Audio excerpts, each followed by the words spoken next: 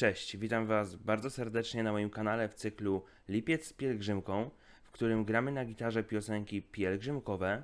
Już od sierpnia wracają organy, pojawi się też pianino, a dzisiaj lecimy z piosenką jak w uczniowskim zeszycie, wydaje mi się dość taka znana, dość popularna.